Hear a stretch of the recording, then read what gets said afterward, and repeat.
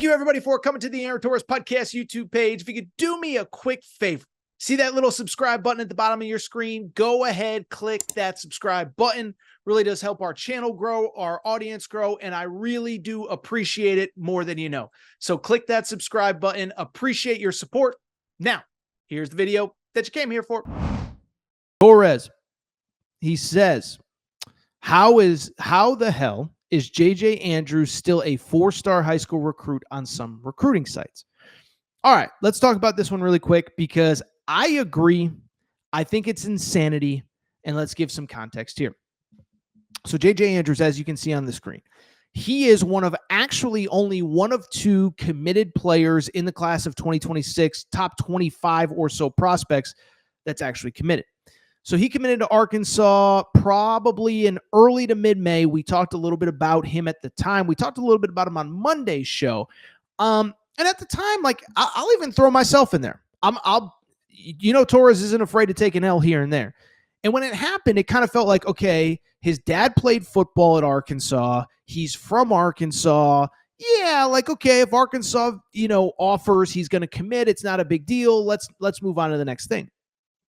I don't think I realized how good he was at the time. And I certainly don't think most of the recruiting services realized how good he was at the time because he has absolutely blown up this summer.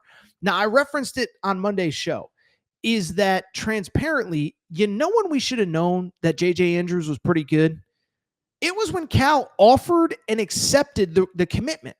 Because whatever you think about Coach Cal, the one thing that I have learned covering him, we talked about this the other day, he is not going to take a commitment from a kid if he doesn't think he's good enough to play at whatever level Coach Cal is at. And basically, Coach Cal, since he got to Memphis, or maybe not got to Memphis, but back into Memphis, all of Kentucky and Arkansas, he is putting together a team that is capable of winning the national championship every year. Even Memphis, when they were in Conference USA, they always had a team that was good enough. Maybe they won it, maybe they didn't. They obviously didn't while he was there. He always had a team good enough. And so the one thing about Cal, he doesn't care who your dad is, who your granddad is, where he played, if he's an alum, if you live in state. If he doesn't think you're good enough, he's not going to offer you. How many Kentucky kids did people want him to offer that he just wouldn't? How many at Memphis? It was a famous story. Unless he felt like you could be a day one contributor, he would not recruit you if you were a Memphis kid because he said, I don't want mom and dad and aunt and uncle in the stands screaming at me, telling me why am I not playing you? So that should have been first sign right there.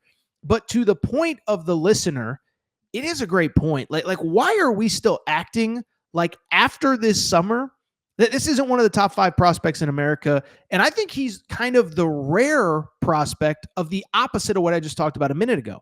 He is the prospect that is both could be very good as a college basketball player and has NBA upside as well.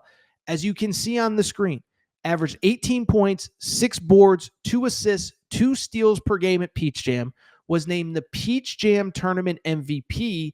And first of all, just from a baseline skill perspective, frankly, as good as anybody in high school basketball. 20 points, 6 rebounds, 2 assists in the final, 25 points, 7 boards, 7 of 14 shooting in the quarterfinals. And what's interesting to me, he has the size, 6'6", maybe 6'7". He's got the measurables. He's got the athleticism. And unlike all of these other guys, there is no real significant weakness in his game. He's a good 3-point shooter. We were talking about some of these guys a minute ago. Some of these guys in the 2026 class, they're too small. They're not athletic enough. They don't shoot the ball well, whatever. J.J. Andrews kind of does a little bit of everything. And so I do think he's underrated. The commenter actually sent some more context here. Let me see if I can find what he said really quick. He said that right now ESPN does have him as a 5-star, but he is only a 4-star according to 24/7 Sports. As far as why, like I said, I think going into the summer, you can make the argument, well, he's an Arkansas kid. He committed to Arkansas. Is he that good? But a couple things. And by the way, I think there's other variables too. He's playing at the local high school. Now, I know Little Rock Christian is a very, prominent school in the state of Arkansas. But if he was playing at one of the big prep schools, IMG or whatever, evaluators would be seeing him more. But again, I think the default was, well, he's an Arkansas kid committed to Arkansas. What does it really mean? Well, it means he's really freaking good. And I do think as time goes on, and I think by the time these recruiting websites update their evaluations, he to me strikes me as a guy that will be a big mover in the next update of these recruiting rankings, because what does he not have if you're looking as an evaluator? He's productive. He's got the stats. He's got the measurables. I think what's also interesting, you talk to these evaluators, it's not always just ranking guys how they are right now, but in a lot of cases, how they project in the long term with the NBA and with the future. Well, you mean to tell me that kid 6'6", can jump out of the gym, can shoot the ball, doesn't project as a very good NBA draft prospect? Yeah, he does. And it's funny because I think, again, when he committed, my hunch, my reaction, my thought was that ultimately he was a 2-and-done, probably an NBA player, but it was going to take time. I think it completely changes the trajectory of that 2026, 2027 Arkansas team, because now, no matter who's back off this year's team, I think you have a bona fide NBA player in the 2026, 2027 roster. Worth noting, by the way, I think it's a fun conversation. Who's going to be like that first super high draft pick off of John Calipari's Arkansas Razorbacks? I think Carter Knox could be this year. I think Darius Acuff could be this year. But I think J.J. Andrews is a for sure like top 10 pick whenever he goes. But I think more importantly, into the question, I think he's one of the 10 best players in this class.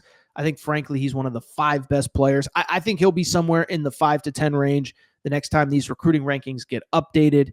And I think he should be. I think he deserves it.